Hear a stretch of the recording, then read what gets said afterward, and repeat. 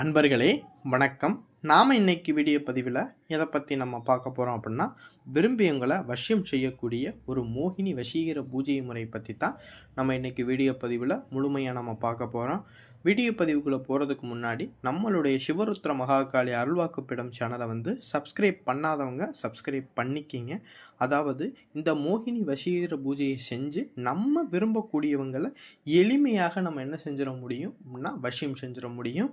அதாவது உதாரணமாக ஒரு குடும்பத்தில் கணவனோ மனைவியோ குடும்பத்தில் வாழ்ந்து வருவாங்க. அந்த வாழக்கூடிய அந்த சூழ்நிலையில் தகாத உறவுனால கணவனோ மனைவியோ அந்த தகாத உறவில் இருக்கிறதுனால அந்த குடும்பங்களில் சில பிரச்சனை என்ன செஞ்சுருவாங்கன்னா, கணவனோ மனைவியோ பிரியக்கூடிய ஒரு சூழ்நிலை வந்துடும்.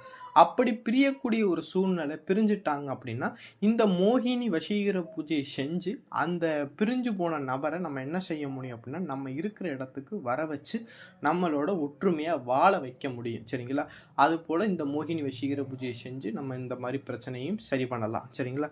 அடுத்ததாக பார்த்திங்கன்னா, ஒரு சில பேர்கள் காதலன் காதலிகள் ஆரம்பத்தில் என்ன செஞ்சுருப்பாங்கன்னா லவ் பண்ணிக்கிட்டு வந்திருப்பாங்க. சரிங்களா? ஒரு சமயத்தில் என்ன செஞ்சுருவாங்க அப்படின்னா, அவங்க அவங்க குடும்ப சூழ்நிலையில் என்ன செஞ்சுருவாங்கன்னா, திருமணம் பண்ண மாட்டேன், காதல் பண்ண மாட்டேன் அப்படின்னு சொல்லி சில பேர் சொல்லுவாங்க. அப்பேற்பட்ட சூழ்நிலையில் இருந்தாலும் இந்த மோகினி வசீகர பூஜையை செஞ்சு அவங்கள என்ன செய்ய முடியும்னா, நம்மளை தேடி வர வச்சு நம்மளை விரும்ப வைக்க முடியும். சரிங்களா? அடுத்தபடியாக பார்த்திங்கன்னா, சில பேர்கள் தொழில் பண்ணக்கூடிய இடங்களையோ இல்லை நண்பர்களோ என்ன செஞ்சுருப்பாங்கன்னா பிரிஞ்சு போயிருப்பாங்க. சரிங்களா? அப்படி இருக்கிறவங்களையும் இந்த மோகினி வசீகர பூஜையை செஞ்சு என்ன செய்ய முடியும்னா, நம்மளை அவ்வளோ விரும்ப வைக்க முடியும். சரிங்களா?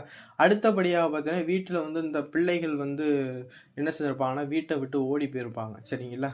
ஓடி போனவங்களையும் இந்த மோகினி வசீகர பூஜையை செஞ்சு அந்த வீட்டுக்கு அந்த ஓடி போனவங்களை திரும்பி வர வைக்க முடியும். சரிங்களா? இதுதான் மோகினி வசீகர பூஜை முறை. சரிங்களா?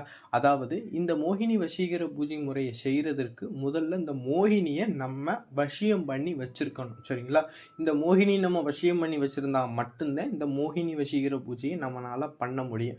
அப்போனா இந்த மோகினி வசீகர பூஜையை எப்படி மோகினியை நம்ம வசம் பண்ணுறது அப்படின்னா, அதாவது நிறைஞ்ச பௌர்ணமி நாள் அன்னைக்குன்னு நான் ஸ்க்ரீனில் கொடுத்துருக்கக்கூடிய எந்திரத்தை ஒரு செப்புத்தகடு இல்லைன்னா ஒரு காரிய தகட்டில் அந்த எந்திரத்தை எழுதி அந்த எந்திரத்தை மஞ்சள் குங்குமம் பால்னால் அபிஷேகம் செஞ்சு அந்த எந்திரத்துக்கு சந்தன குங்குமம்லாம் வச்சு நான் ஸ்க்ரீனில் கொடுத்துருக்கக்கூடிய மந்திரத்தை ஒரு நாளைக்கு 1008 வீதம் மொத்தம் 48 தினங்கள் இந்த எந்திரத்துக்கு நம்ம பூஜை பண்ணி இந்த மந்திரத்தை சொல்லி வழிபட்டுக்கிட்டு வந்தோம் அப்படின்னா 48வது நாளில் நம்மளுக்கு என்ன செஞ்சிருந்தோம், இந்த மோகினியானது நம்மளுக்கு சித்தியாக ஆரம்பிச்சிடும். அதாவது வசியமாக ஆரம்பிச்சிடும். சரிங்களா? வசியமாகி நம்மளுக்கு அதாவது அந்த மோகினி நம்மளுக்கு வசியம் ஆயிரும். சரிங்களா?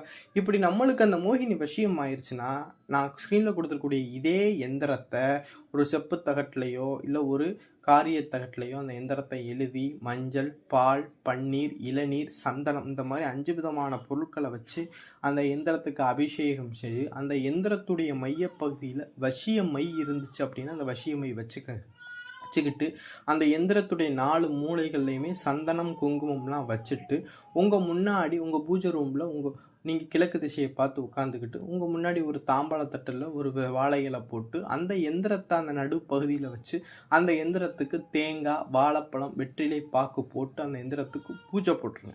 பூஜை போட்டுட்டு உங்கள் முன்னாடி ஒரு நெய் விளக்கு ஒன்று ஏற்றி வச்சுக்கிட்டு நான் ஸ்க்ரீனில் கொடுத்துருக்கக்கூடிய மந்திரத்தை என்ன செஞ்சிடணும்னா, ஒரு நாளைக்கு இந்த மந்திரத்தை 1008 வீதம் மொத்தம் 11 நாளைக்கு இந்த மந்திரத்தை என்ன செய்யணும்னா ஜபம் பண்ணணும். ஜபம் பண்ணி முடித்த பிறகு அந்த எந்திரத்தை சுருட்டி யார் வீட்டுக்கு அந்த நபர் பிரிஞ்சு போனவங்க வரணும்னு நினைக்கிறோமோ அந்த வீட்டில் இந்த எந்திரத்தை கொண்டு போய் வாசலில் கட்டினாலும் சரி, இல்லை அந்த வீட்டில் வாசலில் பிதைச்சாலும் சரி, இல்லை அந்த வீட்டுக்குள்ளே அந்த எந்திரத்தை வச்சுக்கிட்டாலும் சரி. சரிங்களா? அப்படின்னா 21 நாள் இல்லைன்னா அதிகபட்சம் 48 நாளைக்குள்ளாகவே என்ன செஞ்சுருவாங்கன்னா, நம்மளை விட்டு பிரிஞ்சு போனவங்க நம்மளை தேடி வர ஆரம்பிச்சிருவாங்க. சரிங்களா? இந்த எந்திரத்தை பார்த்தீங்கன்னா இன்னொரு முறையிலையும் பண்ணலாம். சரிங்களா? ஒரு மண் குடுவையில் அந்த எந்திரத்தை சுருட்டி உள்ளக்க போட்டு ஒரு கருப்பு துணி அந்த வாயில் பகுதியில் கட்டி கொண்டு போய் மயானத்தில் வடக்கு திசையிலையும் கொண்டு போயும் விதைக்கலாம். இல்லை அப்படின்னா அந்த குடுவையை கொண்டு போய் ஆலமரத்துடைய அடிப்பகுதியிலையும் கொண்டு போய் விதைக்கலாம். சரிங்களா?